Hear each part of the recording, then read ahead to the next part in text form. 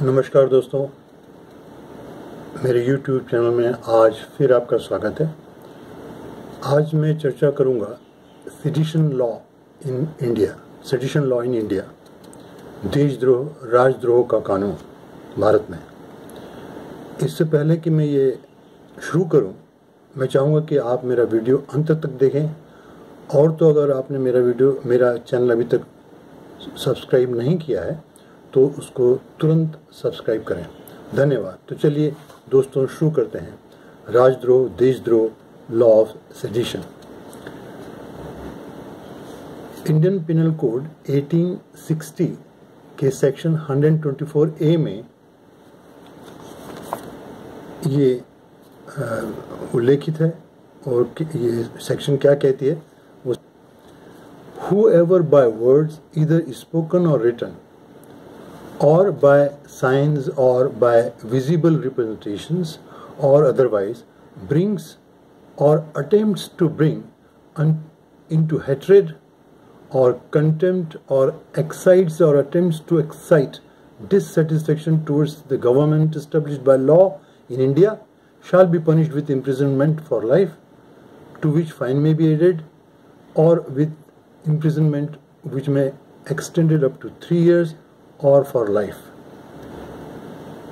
हिंदी में कहें तो ये कि अगर कोई व्यक्ति सरकार विरोधी सामग्री लिखता है या बोलता है या ऐसी सामग्री का समर्थन करता है या राष्ट्रीय चिन्हों का अपमान करने के साथ संविधान को नीचा दिखाने की कोशिश करता है, या अपने लिखित या फिर मौखिक शब्दों से या फिर चिन्हों से या फिर प्रत्यक्ष या अप्रत्यक्ष तौर पर नफरत फैलाने या असंतोष जाहिर करने का काम करता है, तो उसे आजीवन या 3 साल की सजा हो सकती है। तो ये तो 124A सेक्शन 124 आईपीसी की है, जो कि सेडिशन देशद्रोह को इस तरह से परिभाषित करती है। अब हम ये जानें कि ये लॉ ऑफ सेडिशन, देशद्रोह का कानून, हमारे देश में कैसे आया। मतलब इसकी थोड़ी हिस्ट्री हम देखेंगे। तो हमारे देश में ये लॉ ऑफ सेडिशन जो है, ये अंग्रेजों ने लाया था। एक हिस्टोरियन और पॉलिटिशियन थे थॉमस बेबिंगटन मैकॉले, जिन्होंने कि 1837 में इस सेडिशन लॉ को ड्राफ्ट किया था। लेकिन जब 1860 में आईपीसी बना, आईपीसी को एनेक्ट किया गया, तब ये कानून उसमें नहीं जोड़ा गया था। लेकिन बाद में 1870 में सर जेम्स स्टीफन थे, जिन्होंने एक अमेंडमेंट इंट्रोड्यूस किया, और 124A सेक्शन आईपीसी की, वो आईपीसी कानून मतलब 1860 में इसको अमेंड करके जोड़ा दिया गया। वही धारा, वही सेक्शन 124A कहलाई लॉ ऑफ सेडिशन। वो बाद में जाके वही लॉ ऑफ सेडिशन कहलाने लगा। अब इसका ऑब्जेक्टिव क्या था? इसका ऑब्जेक्टिव ब्रिटिशर्स के लिए ये था कि वो ब्रिटिशर्स के खिलाफ जो आवाज़ें उठ रही थी, उनको दबाने के लिए इस कानून का उन्होंने बहुत सहारा लिया। एक मूवमेंट चला था उस समय 1832 to 1860, वहाबी मूवमेंट। ये मुस्लिमों का एक रिवाइवल मूवमेंट था, और जिसमें कि वे मुख्यतः अंग्रेज़ों के काफ़ी विरोधी थे, थोड़े हिंदुओं के और थोड़े सिखों के भी वो विरोधी थे ये मूवमेंट। और लेकिन ख़ास तौर पर यह मूवमेंट अंग्रेज़ी हुकूमत और अंग्रेज़ों के खिलाफ था। हालांकि ये मूवमेंट आज़ादी मूवमेंट नहीं था, इंडिपेंडेंस मूवमेंट नहीं था, लेकिन आज़ादी के मूवमेंट को इस आंदोलन से थोड़ी सहायता मिली। और इस मूवमेंट के चलते अंग्रेज़ों को काफ़ी तकलीफ होने लगी, तो उन्होंने इस कानून का सहारा लेकर विरोधी आवाज़ों को दबाने का प्रयास किया। इस प्रयास में उनको भारी सफलता भी मिली। इसके तहत उन्होंने राष्ट्र विरोधी तत्व, आतंकवादी तत्व और पृथकतावादी तत्वों को तोड़ना शुरू किया, उनको उसको बंद करने की कोशिश की। और उन्होंने इस कानून के तहत सरकार के तख्ता पलटने की जो कार्रवाई क्रांतिकारियों ने की, मतलब हिंसक और गैर कानूनी तरीके से, तो इस कानून का सहारा लेकर ऐसे कामों को भी उन्होंने रोकने की कोशिश की। तो मुख्यतः इसका उद्देश्य था सरकार विरोधी जो भी नीतियां, जो भी आंदोलन हुए, उनको इस कानून के तहत दबाने की पूरी भरसक कोशिश की। और इस कानून का पहली बार जो उपयोग हुआ, मतलब हमारे जो स्वतंत्रता सेनानी थे उन पर हुआ। सबसे पहले इस कानून के तहत बाल गंगाधर तिलक, जो कि एक पत्रिका छापते थे मराठी में, केसरी नामक पत्रिका, उन्होंने उस पत्रिका में एक देश का दुर्भाग्य करके एक लेख छापा था जो कि अंग्रेजों को नागवार गुजरा। और बाल गंगाधर तिलक अंग्रेजों के घोर विरोधी थे। तो अंग्रेजों ने बाल गंगाधर तिलक पर ये आरोप, देशद्रोह का, राजद्रोह का आरोप लगा के 1897 में उनको 6 साल की सजा सुना दी गई। तो 6 साल तिलक साहब जेल में रहे। उसके बाद महात्मा गांधी को भी इसी देशद्रोह के आरोप में यंग इंडिया पत्रिका में कुछ लेख छापने के चक्कर में उनको भी इस कानून की मार सहनी पड़ी। तो वो भी जेल जा चुके। तो ऐसे हमारे कई स्वतंत्रता सेनानी इस कानून के तहत जेल में गए।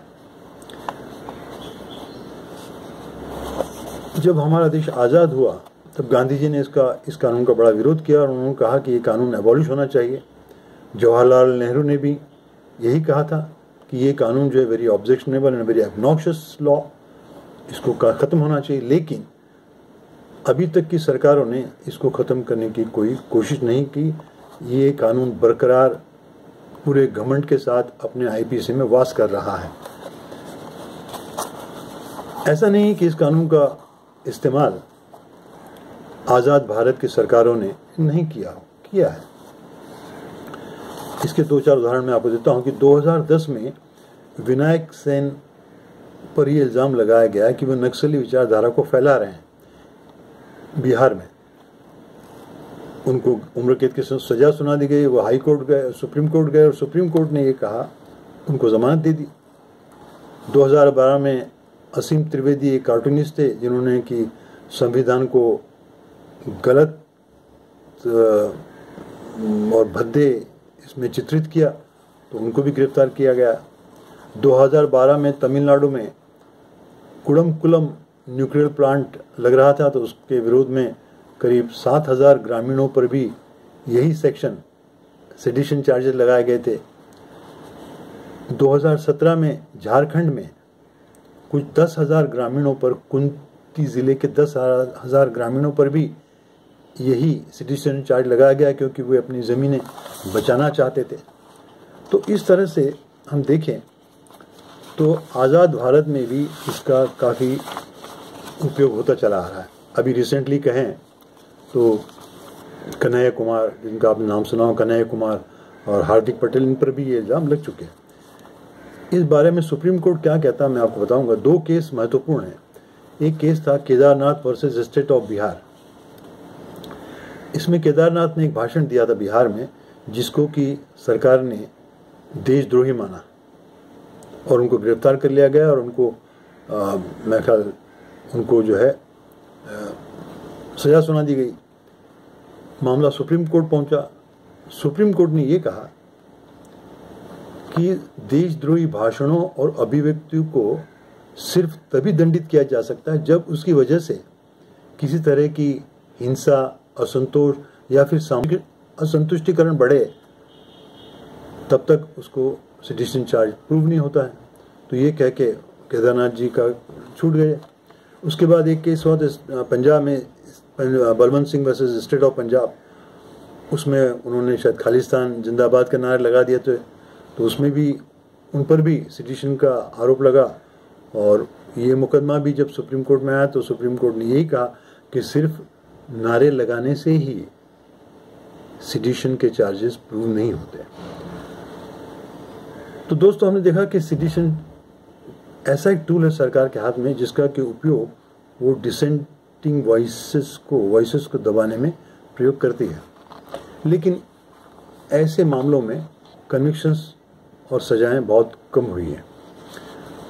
अब इस कानून को स्क्रैप करने की बातें उठ रही हैं। जिन ब्रितानियों ने हिंदुस्तान में 1870 में कानून लागू किया, उन्होंने ही अपने देश में 2010 जनवरी में इस कानून को अबॉलिश कर दिया। Sedition law has been abolished in Britain in 2010, लेकिन हमारे भारतवर्ष में ये अभी भी चल रहा है। तो कई जो मानवाधिकार के संगठन हैं, कोई सामाजिक संगठन है बहुत सारे, वो इस बात का विरोध करते हैं कि ये कानून जो है अब नहीं होना चाहिए, शुड बी अबॉलिश्ड। उनका ये कहना है कि संविधान हमको स्वतंत्रता, अभिव्यक्ति की स्वतंत्रता देता है और हमें इस तरह का कानून भी देता है, तो ये विरोधाभास हो गया संविधान में। तो कई संगठन इसका विरोध कर रहे हैं कि इस कानून अब समाप्त किया जाए, लेकिन अभी ये कानून समाप्त नहीं हुआ, अभी बदस्तूर जारी है और कब खत्म होगा ये कह नहीं सकते। हो सकता है आने वाली सरकारें इसको ख़त्म कर दें। तो दोस्तों, ये था सेडिशन लॉ इन इंडिया। आशा है आपको मेरा वीडियो पसंद आया होगा। अगर वीडियो पसंद आया है तो इसको लाइक करें, शेयर करें, और तो मेरा चैनल सब्सक्राइब नहीं किया है तो उसको तुरंत सब्सक्राइब कर दीजिए और कमेंट बॉक्स में मुझे नीचे लिखकर बताइए अगर आपके कोई क्वेश्चंस हैं, कोई डाउट्स हैं, या मेरा वीडियो को पसंद आया है तो वो सब मुझे कमेंट बॉक्स में लिखकर बताइए। धन्यवाद। Thank you for watching my video.